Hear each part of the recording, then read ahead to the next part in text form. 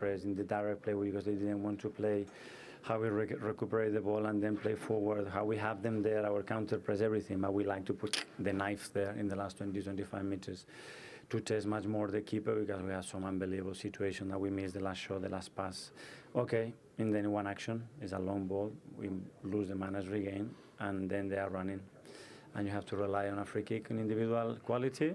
That's not a good bet for us. They score from that, and then they become alive because we have them. And in the second half, we scored the goal, and when they're really deep, and they had really a lot of problems, and you could sense that they were tired.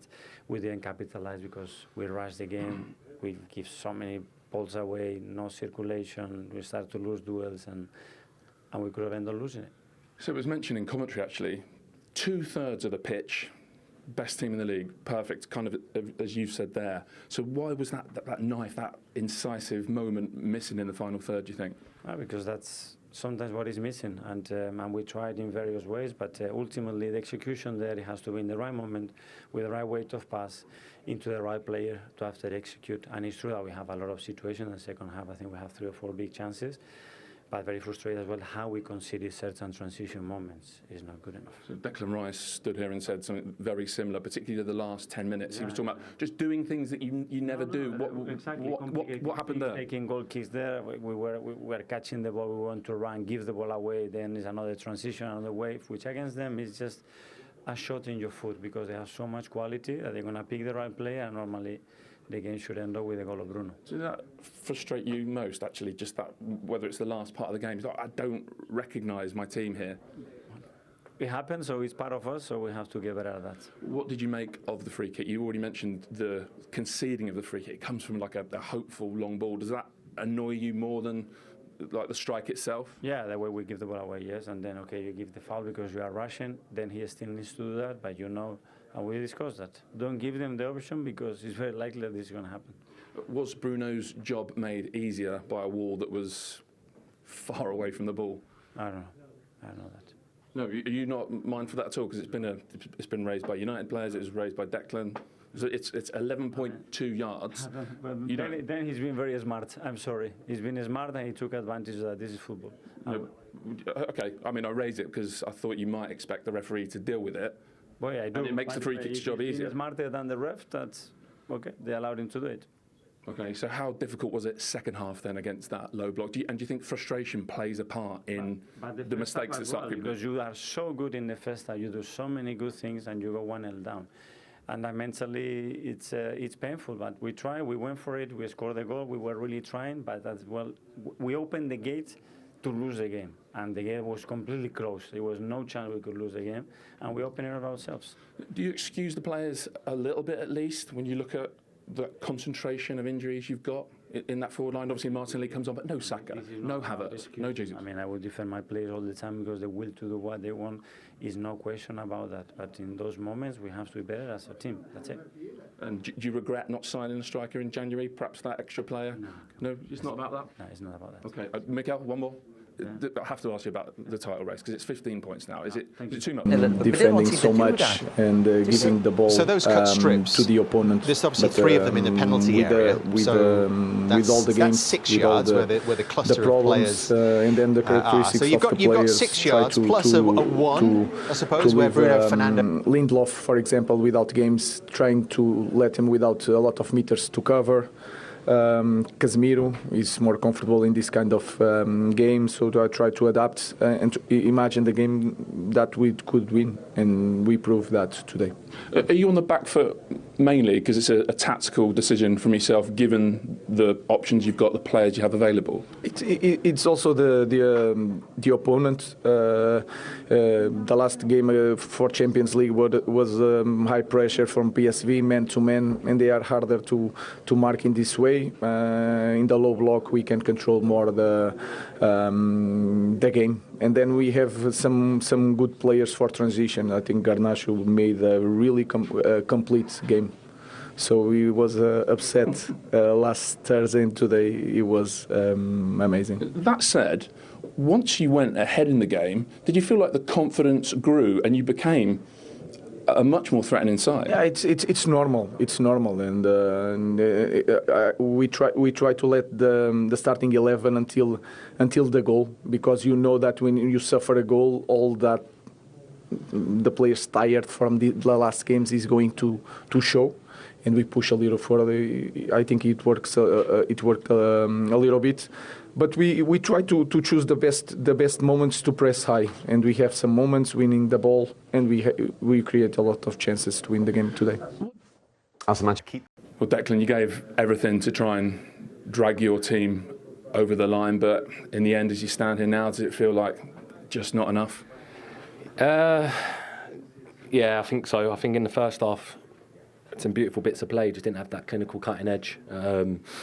And then second half, we've done things that we've not done all season. You know, we was very naive in the last 10 minutes and could have easily have handed the game to Man United, because, you know, they have got that individual quality and threat. And like I said, we've done things that we haven't done all season, and it was a bit of stupidity from us. But look, to get back in the game, to score, and to keep pushing. You know, we had another chance with Martin at the end. It was a real end-to-end game, and it's probably a fair point in the end. So first half, for kind of 2/3 of the pitch, completely dominant. Yeah. Where was that cutting edge? Is it explained by the absence of Martinelli for kind of most of the game? Saka, Havertz, Jesus? Well, look, I think we scored 7 midweek, and that wasn't any luck. You know, PSV had not lost at home for 2.5 years, and we was full throttle. And today, we tried with the same intention, same threat. But Man United, credit to them, they sat in a low block and defended well. And sometimes it takes a full 90 minutes to break down that low block. And you know, we only managed to get one. We did have a couple of other half chances, but it just wasn't enough creativity today to get us over the line. So, like I said, I think in the end that's probably a fair point, because there wasn't much in the game. Yeah. Your view on the United goal? A little bit of chat in our studio about the gap from the ball to the wall. Yeah, I've not seen the goal back. It felt like a couple of us jumped and some of us didn't. But I've actually not seen it back. It felt like the ball flew over us quite a low height. So probably from the Wolves' perspective, could have done a lot better. I've not seen it back yet, so I'm going to look. But no sense for you that you felt quite far back, and it gave Bruno the room to get it. That's where Anthony said that it did feel far back, because even on our free kick, when Martin took it, they felt far back as well. It seemed more far back than usual, but you know, Anthony's the ref. He makes that decision, and yeah, like I said, I've not seen it back yet, so I can't comment. No, fair enough. Look, we've seen you in recent weeks actually getting into the box a lot, producing a lot of threat. Yeah. Talk us through your goal. It's a lovely strike. Yeah, I was happy. I think that me and the man... You looked happy, actually. Yeah, I think it's a bit of banter, football banter between me and the fans. But look, it's an area that I want to keep, getting in. In more recent weeks, I've been making more runs. I've had way more energy about making them off-ball runs, and the ball's been dropping to me a lot more. I've been creating a lot more chances, and to get the goal today was a real nice feeling. But I need to keep adding goals, and that's what the manager wants to play me number 8 for, to create, assist, score goals, and I want to keep doing that. So yeah, it was a good goal. So lovely goal. Were you almost as happy with that challenge on Højlund towards the end? Has that got a little fist pump as well?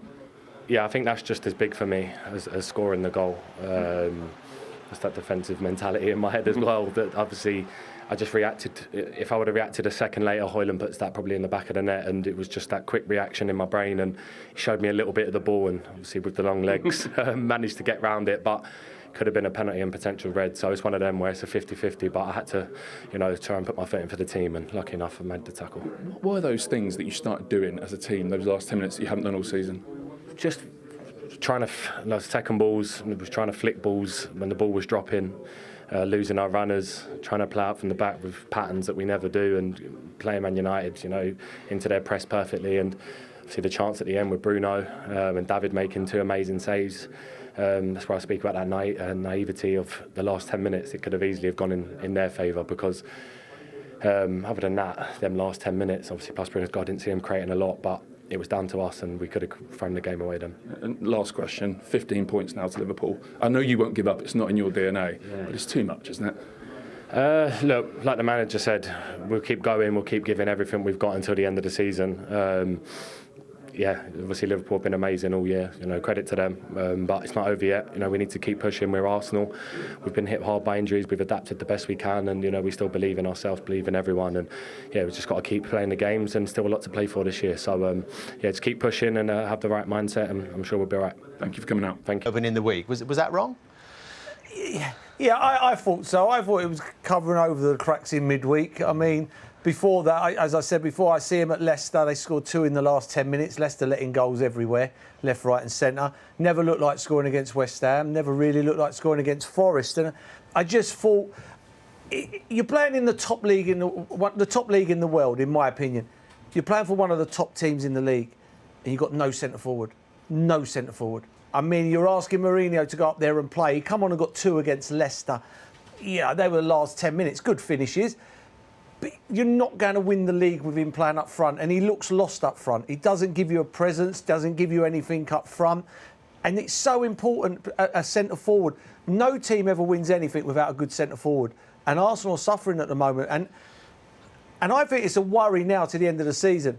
You know, because I look at the games and I think they've got to score goals and there's no goals in them. And it's starting to get a little bit tight there. And then Man City have got some nice fixtures coming up. And it wouldn't be surprised me, Man City, I think, are in 5th at the moment, that they could catch Arsenal. We will develop that point as time goes on this evening. We're here till 7:30, perhaps even beyond. But let's get our first reaction from downstairs. Declan Rice, who scored the equalising goal, is really answered the question a couple of weeks ago when they were still in a closer of a shout. Yeah, I mean, they're 5th in the league and nearer to Arsenal than what Arsenal are to 1st. I mean, in my opinion, I'd be saying now we've got to concentrate and make sure we get in the top 4. I mean, they're too far away. Liverpool got to lose virtually half of their football matches. They've lost 1 all season. It's not going to happen. The league's over. It's finished. When the players speak after the games, it's on about we just didn't have any cutting edge. You've got to have cutting edge. Cutting edge is very, very important. It's like as if to say, well, once we get that back, but if you've lost that cutting edge and you're not scoring goals, or you don't look like you're going to score goals, then forget about closing any gap on Liverpool. I agree. I think you should be more worried about the teams coming up behind you. Because cutting edge at this level, we've seen it. The amount of times they had possession in United's final third, but we never thought they were certainly going to score 2 or 3 goals, and that's a big part of football. Why does it go from having cutting edge one game, which they did midweek? Because they played against a really poor side. Well, to Declan's point, they haven't lost at home for 2.5 years. Yeah, and they've beaten Liverpool, all right, a weakened Liverpool, but Juventus as well. But that just shows you, I think, the level of this league is really relentless. And don't get me wrong, I think what Manchester United did, they sat deep, made it really difficult for them. But when I think about Arsenal at their best, I think about real pace on the counter-attack. And any time there's any space, when you've got Bukayo Saka, when you play with Trossard and Pedro Marino, you haven't got that pace that's really going to... You're not really going to worry about it. One area on the right gives you something, but in that respect, that means you can always go out and double up against him. And they haven't. He summed it up perfectly. It's a perfect analysis. We haven't got that cutting edge with the players they've got right now. And they're not playing at that level, and they're not threatening teams. They're playing lovely football, intricate passes, but unless they're going to score from something from outside the box, the set pieces have dried up. So nothing really is going in Arsenal's way. And I agree, they've got to be careful what's going behind them. You're saying they scored 7 during the week, but they didn't have any swagger about them today. They had like nice bits of possession. But if anything, at the end, you're thinking United are probably going to win it. And United have been dreadful all season. They've produced in 3 or 4 games, United. But you felt sitting there. So I'd be looking at Arsenal's mentality and their swagger going, where was it? You're coming to United. You must smell that United here for the taking. United were sitting in and hoped, obviously, on the counter-attack. But Arsenal didn't show that. They weren't streetwise, and at the end they were really open, and United probably should have won the game. But how do you explain that? I mean, that sounds like it's a mentality issue. Well, it might be. It might be. So we're praising Arsenal the last few years, saying they've done well and they've made progress. But the next step is always the hardest one. So this idea of the last few years going, oh, they made real progress, they finished second, blah. Oh, if you're playing for Arsenal, remember, what could a second to you? If you're talking about winning league titles, don't compare it to United, but where they are. But the next step, getting over the line, is the hardest one. But I'm not seeing an Arsenal team here where they turned up today and you went, I tell you what, they were machine-like, they put United, they knew United were there for the taking, and they weren't even ready to take that step. So forget Liverpool. Be more worried about the teams coming up behind you. I wasn't happy with their mindset. And even Declan Duran was going, well, yeah, we got a bit stretched, we were playing patterns of play, and United probably should have won it at the end against a really poor United team. A couple of weeks ago, we were talking about Arsenal, I suppose, with some positivity in terms of the title race. You're going to go and play up front is... So ultimately injuries, you're saying? Oh, injuries, injuries hasn't helped. It hasn't helped. Yeah, it hasn't helped. You don't think Liverpool would have only lost 1 game this season if Van Dijk was out for 3 months? No, they wouldn't have. They'd have lost more games. Is that the part of a challenge for any big club? You have to deal with setbacks. You have to deal with everybody knew that they needed a striker. Yeah, I mean, we had this with Arsene Wenger. Everybody knew that Arsene Wenger needed a centre-half, but he'd never ever go out and get a centre-half. And it's the same now. You know, he put in a £60 million bid for Watkins, or meant to have, in January. We'll go 65. It's £5 million. It's a cup of tea for Arsenal. Do you know what I mean? Go 65, and if it takes 70, do 70. You know, but it's like, we'll get by, and I know Arteta's a midfield player and was a very good midfield player. But I played up front my career. It's a hard position to play. It's a hard position. And when you're playing in a game like this where I don't like saying a low block, when they play 10 behind the ball, that's when you need that guy of a centre forward who's going to just pull off a centre half and then might get in the box at a near post, like Højlund did at the end there. It was unlucky. It was a great block. But that little bit of goal, they never had that. Mourinho, I can't really remember him touching the ball in the game. I'm sitting here now thinking, what did he do? And it's not his fault, don't get me wrong. But and then you've got Wanyeri out on the right. He's 17. He's a kid. So he's going to be up and down. He's just played in Europe, in a European game. You know, the last 16 of the Champions League game. Then he's here. You know, Trossard was bought, really, to be honest, to be an understudy to Saka and Trossard, to Saka and Martinelli. He's playing every week. So you think of that front three. Does that front three get in Fulham's team? No. And where are Fulham? And if you're Liverpool, does that front three get in front of Man United front three when Højlund's playing and people like that? So you look where Liverpool are. Liverpool will be looking at that today, and they won't be thinking, "Oh, this team are going to hunt. They're going to try. They're going to put us under pressure." Liverpool will be looking at it going, "I think Arsenal almost given up the title chase." The way that mentality ended, I was going, "Is it?" Did it feel like that to you? It felt like that. What? You know, I'm thinking, "Come on, Arsenal, where's this?" And yeah, all that issue with striker, of course. And listen, they're going, "I think United are probably going to win this." And they probably should have won it at the end. And I think that is a difference when you think about what Liverpool got when they got Salah, Diaz, Nunez, Jota, players that are going to come off the bench, or if they're starting, they're going to affect the game. Szoboszlai adds goals, and if you haven't got that, Gakpo's been fantastic this season. They've got so many different players that can give you that goal threat. And I look at Arsenal and I think right now, who's going to get that goal? And it ends up coming from he was playing defensive midfield at the time when he scored his goal. So that's what they're lacking. They're really, and it's been apparent, and every single Arsenal fan knows it. So if you're going to make that kind of mistake, you don't make it as obvious what they are. It was an unlikely source for equalising. It was a game they needed to win. Yeah, we did need to win. And when we don't win a game like this, and obviously with our goalkeeper making some extraordinary saves, you know, the question is always forwards. And we are lacking. We're lacking forwards because I think that when you look at the possession in the first half and the chances created, with a forward in there who's in there for that particular reason to try and get on the end of things, that's where you miss it. You've got people continuing trying to arrive.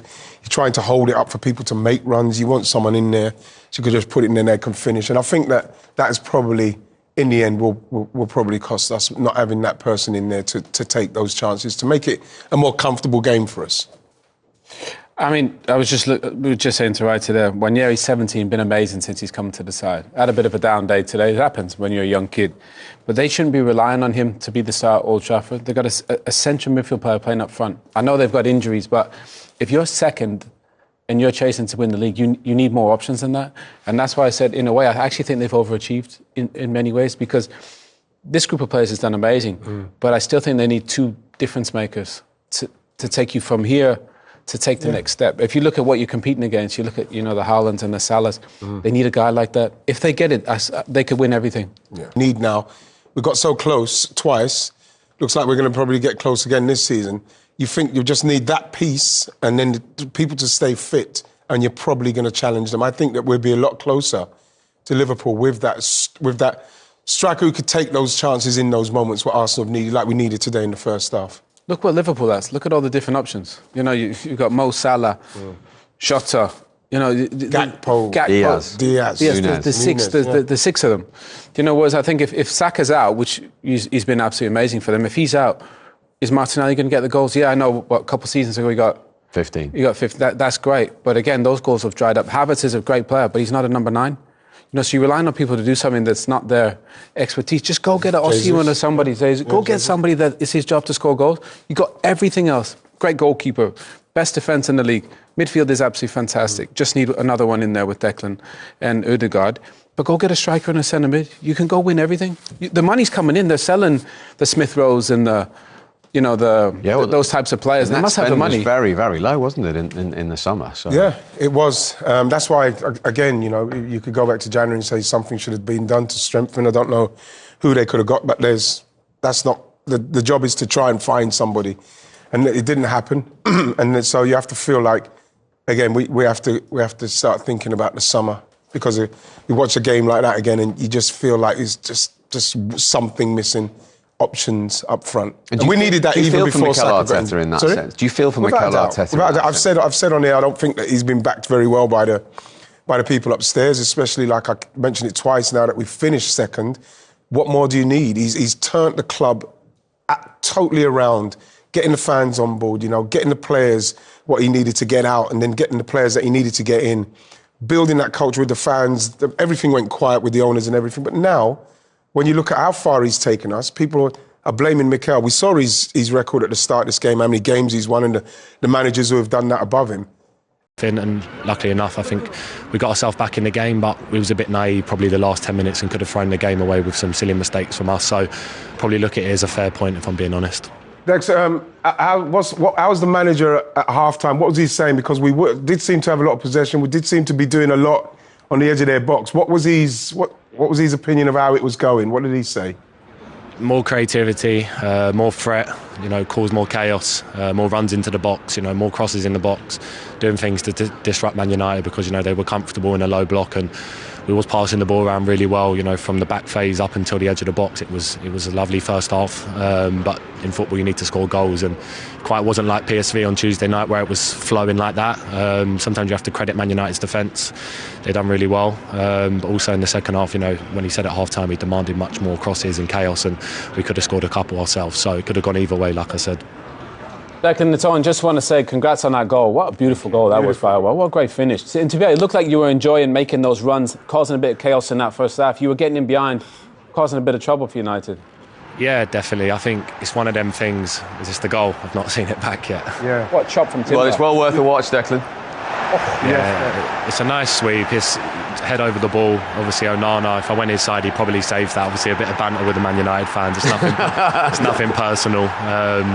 So look, I think it was a great goal, but obviously it's disappointing because to score and win is probably a nicer feeling than scoring and having a draw. So I'm happy with the goal, but yeah, I'm gutted we didn't get the 3 points. Yeah, and you mentioned the end there. I mean, what about David Raya? Just to make sure you got a point.